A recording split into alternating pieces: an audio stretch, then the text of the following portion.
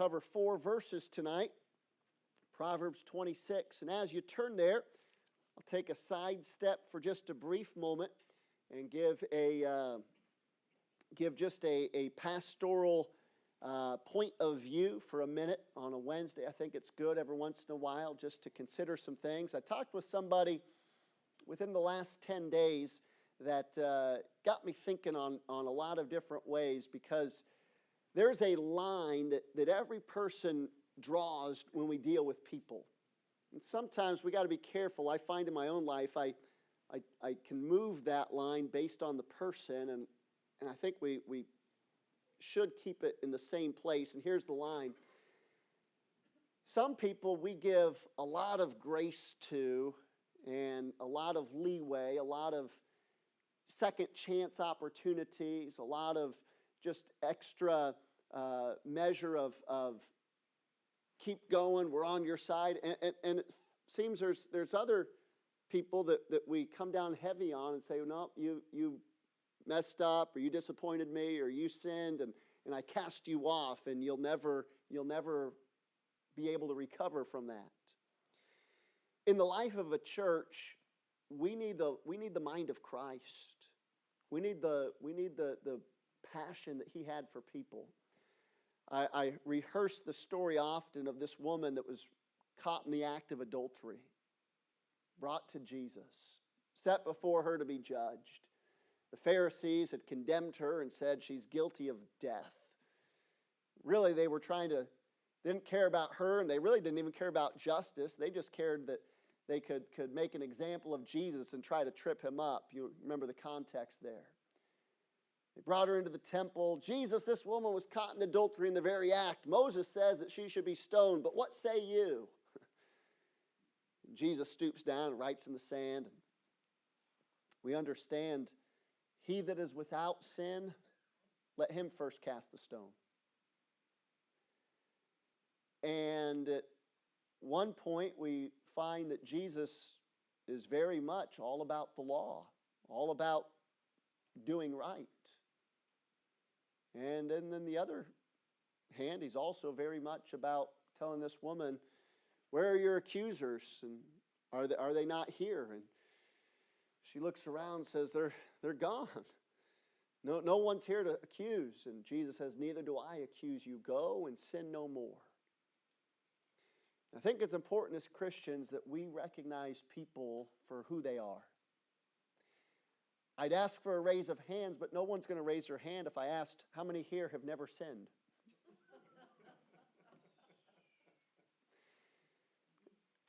I've known people who have been guilty of some really horrendous things, really, really bad stuff. We've all done bad things, but I think we understand that there are people that have just lived a life to say, wow. And I've also been around people who have never really done the hideous things, but their whole life is just constantly sin. And I find sometimes the best way to judge or line someone up is by the heart. Are they repented of it? Have they stopped it? Did they learn from it? You know, parents try it in their young kids. They expect kids to mess up. No one here has ever raised a perfect child because no one has perfect parents. But we expect our kids, we don't ever expect them just to be perfect, but when they lie or when they steal or when they cheat or when they, get angry or they beat up their brother, when they do things wrong, what do we want from them? We want a genuine, I'm so sorry. I was wrong. I'm not going to do it again. And then we move on. What does God want from us? I'm sorry. I blew it. I messed up. I sinned. And then we don't do it again. What happens is we get comfortable with the person that, they just lie a bunch, but it's just white lie. Just little stuff. It's not like the person that, one time they actually went and robbed a store and beat someone up. They went to jail for it. I can never forgive them for that. even though it was 30 years ago, and they've tried to make things right. They've apologized. They did their time. They've been an outstanding citizen since. They repented of it. Why can't we give them an opportunity to make things right? I say it this way because here's where my mind has been. When we deal with people, we have to be very careful that we don't enable sin, as in we just excuse it. Yeah, it's not mine to deal with. You just do what you want. God still loves you. Sin still has to be dealt with. But we also can't cross the line into once you've done wrong, we can never accept you again. I've got a past of things that I'm glad that nobody else knows about. I'm glad that I've been given second chances and third chances, but there's also some things in life that you don't get a second chance for, and we got to be careful to be honest with that. As a pastor, there's some things God says, pastors, you don't get second chance. There's some things if I do one time, I don't get to stand behind a pulpit and preach again. It doesn't mean God can't use me. It just means that position is now disqualified. There's some things as a husband. If I do one time, my wife may never look at me the same again. But there's some things I do that I need to be able to have people around me to say, whether we know about it or not, you're sorry, you repented, you made it right, you're not doing it again, we're with you. And I say that without going too specific into a lot of things, but there's a line. We've got to be careful. We don't cross one way or the other. We don't cast people off, but we also don't allow them to continue in sin. We don't judge them once for their worst day, and we don't excuse them on and on and on for little bad days. We hold a line, and we treat people the way that Christ would. We hold them to the standard of Scripture with the love of God inside. And if that helps us tonight, maybe we can just consider that we let people be people, but we also don't let them continue in sin. And hopefully that's a blessing. Tonight, Proverbs 26. 4 verses, and they all deal with lessons for the slothful. Talking about laziness, the slothful. This is a word that Proverbs deals with much. We get the term slothful, we get the term sluggard. These are synonyms that go hand in hand, and we refer to them in our present society, the lazy person, the one that's inert, that's good for nothing. Desire to labor, a desire for diligence. It doesn't mean that we spend sun up to sundown, with a shovel in hand and have to constantly be, quote, hard physical manual labor, but it ought to be that we know how to work and that we're willing to labor. Sometimes that labor means that we work in our home, in our family. The husband and wife that will not work on their marriage, they will suffer. He could be the hardest worker at his job, and she could be the hardest worker at her job, but if they won't work on the family's going to fall apart. Every Christian, we've got to be working on our walk with God. If we don't work on it, if we're just casual and lazy about it, we'll never grow. In fact, less than growing, we will, what the term slide back. We'll slip from the relationship of God. If you do nothing, you're either pressing on or you're falling back. We've got to work. We got to be diligent in our walk with God. And then there's the practical. We've got to be workers. We've got to be diligent and labor in our day-to-day lives. God made man to work. Adam, till the ground. This is yours. Even Eve was given a specific task and a specific job. And we find that work and labor is what keeps us alive. How many have ever heard the story of the person that I finally reached the good age of retirement. I've worked my whole life, and now I'm just going to sit around and do nothing, and pretty soon the health fails. The mind goes. The body quits. Now, it doesn't mean you can't retire. God bless those that work and labor and prepare and save and plan and are physically able to retire from the, quote, day-to-day grind. But it doesn't mean we sit around and eat jelly donuts and watch reruns of Matlock all day. There's still work to do. I've heard more people tell me after retirement, I'm busier now than I ever was when I was getting paid for it. That's a sign of good work. That's a sign of labor. So let's look at these principles and verses about the slothful. We find, first of all, and it's in your notes here, the slothful make excuses. This is a principle about the slothful. Look at Proverbs 26 and verse 13. The slothful man saith, there is a lion in the way. A lion is in the streets. This is not somebody that's just taking caution, saying, I'm not going outside because there's literally a threat and a danger. This is the idea of, I'm not leaving the house today. Something bad could happen to me. There's a lion out there. I don't know where he's at, but he's out there somewhere. He's going to get me. This is a lazy man, a slothful man that says, I'm going to make an excuse as to why I can't go to work, why I can't do something. I got a friend that lives down in Chadwick, Missouri, and I've been down to his house, lives out in the middle of the country, just like it sounds, Chadwick. The next big town of 400 people called Ava. I mean, they're Bruner. There's nothing down there in this part of the state of Missouri. Beautiful country.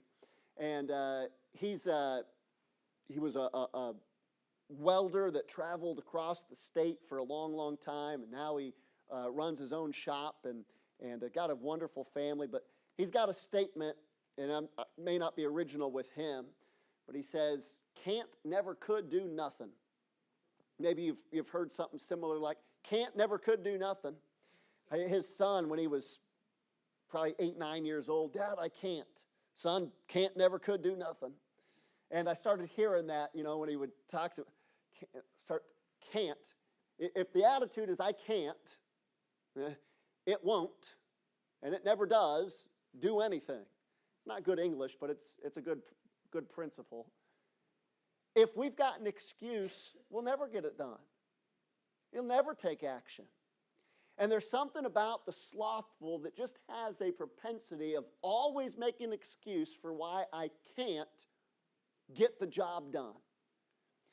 The lazy person is the one at the job site that, well, why aren't you doing your job? Well, I just don't have the right tool. Maybe you don't have the exact one, but you got something. Some have worked home projects, remodels, and things like that, or even just little fix-it things. Deb, you're the resident general contractor in the crowd, can fix anything, build anything. Sometimes a pair of pliers and a hammer is all you need. And if you don't have the specialty tool, just use the common tool a little bit different. Figure it out. Yeah. I've been guilty of it too, but I've been with people who have spent more time back and forth to Ace Hardware, Home Depot, go to Lowe's, gotta find rather than just do the job because, now, if we keep putting it off and keep making an excuse and there's always a reason we can't get the job done. Why would we live in a world that says, I just can't do it? I don't want to do it. I've been in classroom settings with kids. Why aren't you doing your work? Oh, my pencil broke. Well, go sharpen your pencil. They come back. Why aren't you doing your work? Oh, my eraser fell off. Get a new eraser. Why aren't you doing your work? My shoe's untied. If you want to make an excuse, you're always going to find a reason you can't work. It's not unkind, but at some point, someone's got to just stand in front of you and say, stop the excuse and get the job done. Oh, there's a lion outside. Let him eat someone else. You go to work. Don't worry about the excuse, By the way, we'll find in the next verse that the slothful man, this term, there's a lion in the street, there's a lion in the way, it also carries with it the slothful, the lazy, tend to have this internal phobia of, well, what if the worst is going to happen? What if something bad takes place? You know, a good attitude for someone who knows how to work and is diligent, they're willing to try and fail. They're willing to try something new. You find someone that go in the home and let's make a meal. Well, I can't make spaghetti. Why not? Never done it before. I don't know how. Boil the noodles, add the sauce, eat it. Yeah, what if I do it wrong? Tried something different. Oh, I can't take care of my family. Why not? What if I mess it up? How many people, and it's not just a young generation issue, it's an every generation issue. How many people are selling themselves short and missing out on the greatness of what they could do because they just got an excuse? I can't do it. I can't figure it out. A slothful person will make excuses. If there's something in your life that you want to accomplish, go do it.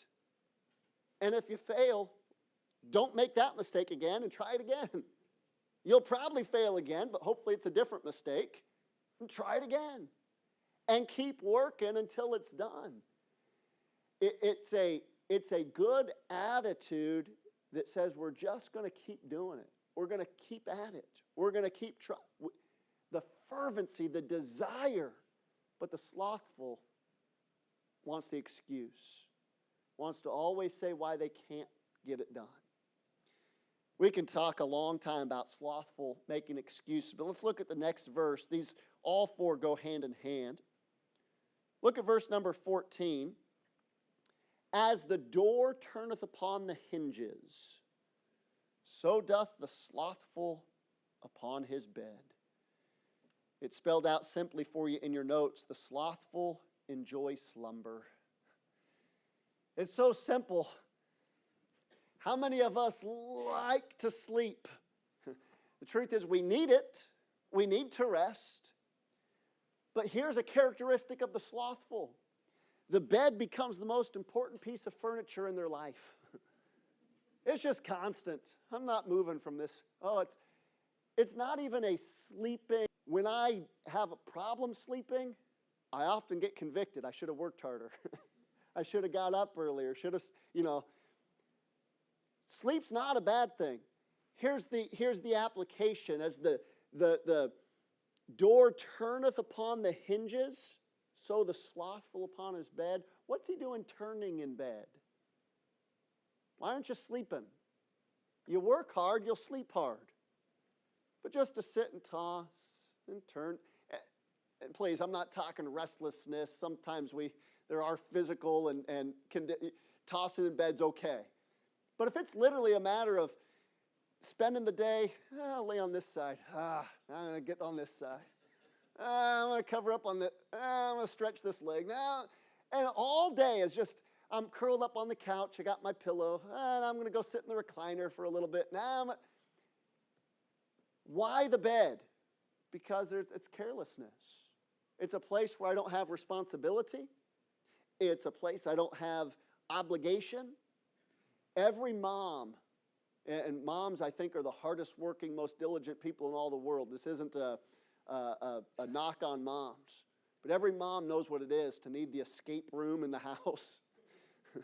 I remember my wife, at whatever stage the kids were crawling, and it may have been just the two girls at the time. She says, I was just trying to take a bath. I put the kids on for a nap. I just needed to get alone. It wasn't because I just turned the water on and just sit because I can't hear them. Mommy, Mom. Sometimes we need the alone time. Not up at work and clocks in, but then the boss can't find them for the first hour. They're walking the hallways. They're checking the inventory. They're just kind of catching up with their friends. They haven't made it to the desk yet. They haven't made it to their site yet. They haven't actually engaged in work. They're just kind of, you know what I'm talking about, just surveying. They're on the clock. They're just not really engaged. This is the hinge, the door turning on the hinge, constantly back and forth, back and the person that is turning on the bed, they're back and forth. I'm not really going to work. I'm going to come over here. I told you my story about being in first grade, I think last week. I go from one line, came in playing, get back in the line, now going outside to play. I'm an example. Just constantly looking for a way out. That's the slothful. We need to learn to avoid the excuses and step up and do the hard stuff.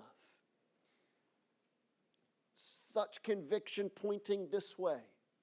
There are things I know that come up I write them on my to-do list. They pop up because I know if I see them, it'll bother me eventually. I'm going to get it done. I hate doing it.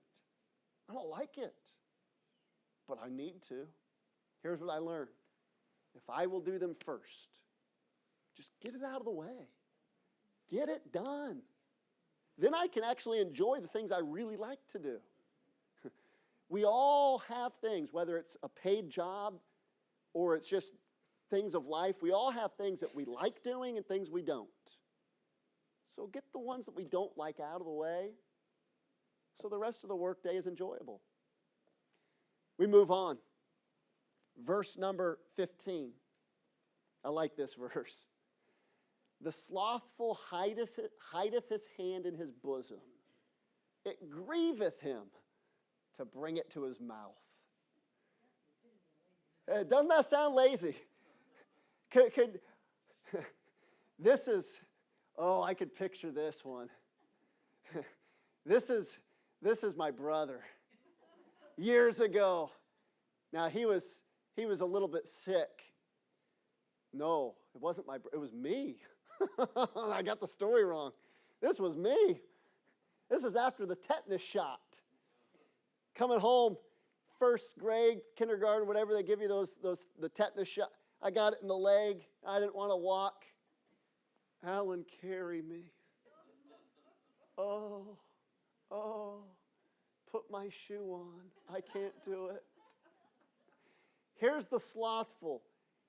I'm not even going to feed myself. Feed me. Put the spoon up. Can you chew it not you chew it, but just can you make me chew it? Here's the principle. The slothful do not provide. They don't even provide for themselves. The most basic of needs. Here's a telltale sign of the slothful. If you can't get yourself in a presentable way to go in public, and I'm not preaching to the crowd here, okay? I'm just corporately talking about the world. If you can't take care of your own basic self, how are you going to take care of other people? Isn't it sad to live in a generation of people that literally have such low self-respect for their own bodies? They won't get dressed for the day. I'm not just talking, they show up at Walmart in their pajamas. No, they're everywhere. They're everywhere. I went to get my hair cut. The barber, stylist, hair cutter, whatever they call themselves, I don't go to the fancy place. I just walked in. I almost walked out. That was sad. I'm not being unkind, but this was a position of, you're going to cut my hair, and it looks like you just got out of bed. You didn't comb your own hair. You didn't iron your clothes. I don't even know what you're wearing. It was embarrassing. The slothful, literally, this is the proverb, hideth his hand. You can't, I don't have any hands. I can't feed myself. I can't even bring it up to take care. I'm not going to eat. I'm not even going to, it pains me to have to bring it to my mouth again. Take care of me, somebody. Mama, feed me. I'm not making fun of people being unkind, but you understand the principle. The slothful won't even take care of themselves. It's the attitude that says somebody else has to do it for me. I can't. I don't want to learn. I'm not able. Can you do it for me? If that's your attitude, and again, I'm not pointing any person out because I don't think we've got people like that in our church. But can I encourage you, even as a parent, don't let your kids live like this. Don't enable friends to be such a drag on society. There's a point where people have to learn to do it for themselves. One of the blessings growing up in a single-parent home, my mom made us from an early age, if you want it, you got to do it. I was doing my own laundry at the age of like 8, 9, 10. I didn't do it great, but if I wanted clean clothes, which was rare, but if I knew where the washing machine was. I knew where the detergent was. I knew how the dryer worked. I put my brother in there a lot. I mean, we took rides in that thing. You want something to eat? Cereal's up there. Get it. Hot dogs are in the fridge. Warm them up. Now, whether you think that's a great way to grow up or not, but you got to learn. I got people coming to college, 18 years old. I don't know how to do my laundry. I don't know how to warm up ramen. Why would we raise people like that? We got to recognize that slothful, the more we enable, the more slothful they get. Last one, and we're out of time tonight. Verse number 16, the sluggard is wiser in his own conceit than 7 men that can render a reason. The verse explains itself. The slothful, I don't need anyone to help me. I don't need anyone telling me what to do.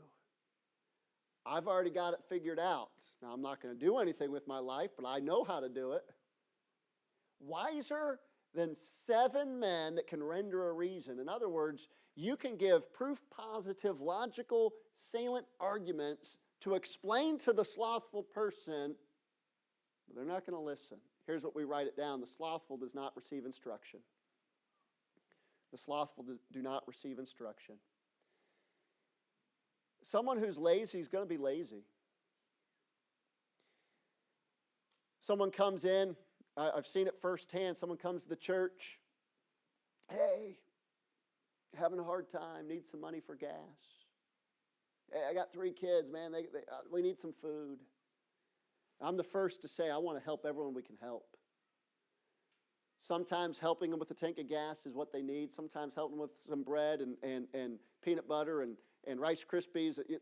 It's what they need. I want to help them, truly. And I'm not even just saying give the bare basic.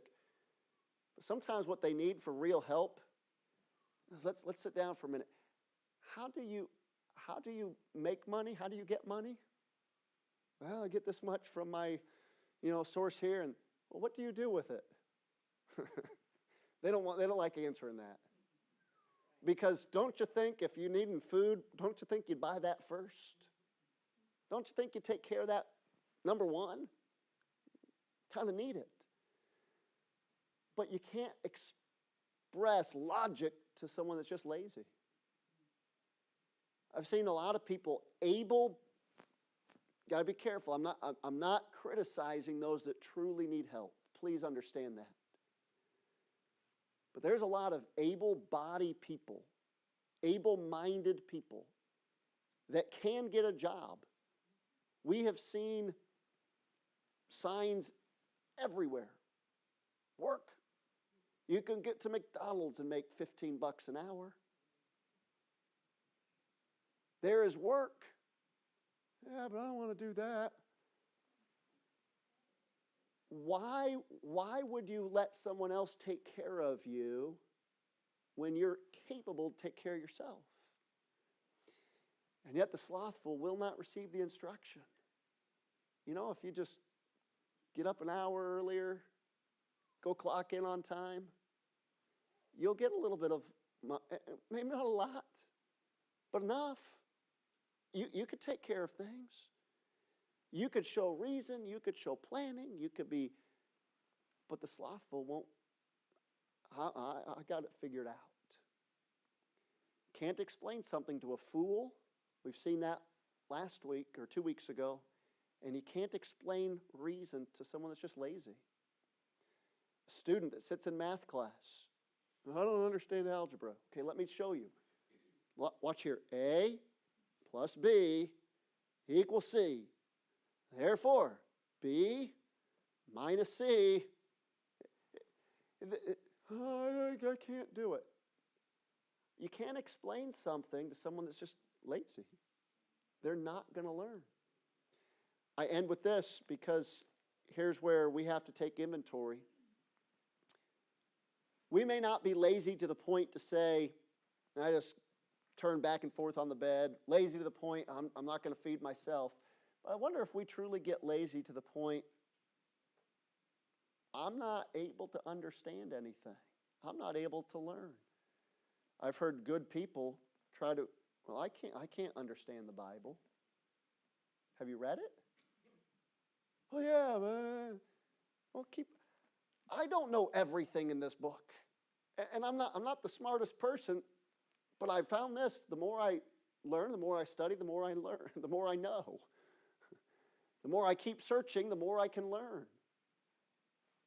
If you don't have an appetite to learn, an appetite to work, or an appetite to do better, excuses. Someone else can do it for me. I already got enough what I need. Sometimes we are quick to say, well, they're the lazy people. And every once in a while, we need to say, I need to quit the slothful attitude. I need to grow. I need to work. I need to finish the job. I need to get done the hard things up front. And may we all take inventory and avoid the life of the sluggard. We see where it ends. We see the tragedy of those that are just truly trapped in laziness. First part of chapter 26 deals with the fool. This part deals with the sluggard, the slothful. We'll start in a couple weeks. Next week will be a different lesson, and then Vacation Bible School. So 2 weeks from now, we'll start the next section of chapter 26, and we'll start dealing with the mouth and the backbiting tongue. And all three of these categories of people we've got to learn from and learn to avoid. Let me pray tonight. We'll get ready to dismiss. Our Heavenly Father, I thank you for the evening. Lord, the time here in your word, I do pray that you give us wisdom. Help us to avoid the slothful life. Lord, the ease, the pleasure, the living without purpose. Lord, give us tenacity. Give us diligence. Give us desire that we may please you, be a good example to others, provide for our own. And Lord, help us to be just servants of you, that we could hear the words, well done, thou good and faithful servant. Dismiss us with your favor and blessing tonight, Lord. We ask these things in Jesus' name. Amen. All right, we'll get ready to dismiss tonight and be back together on the weekend. Let's have a great night.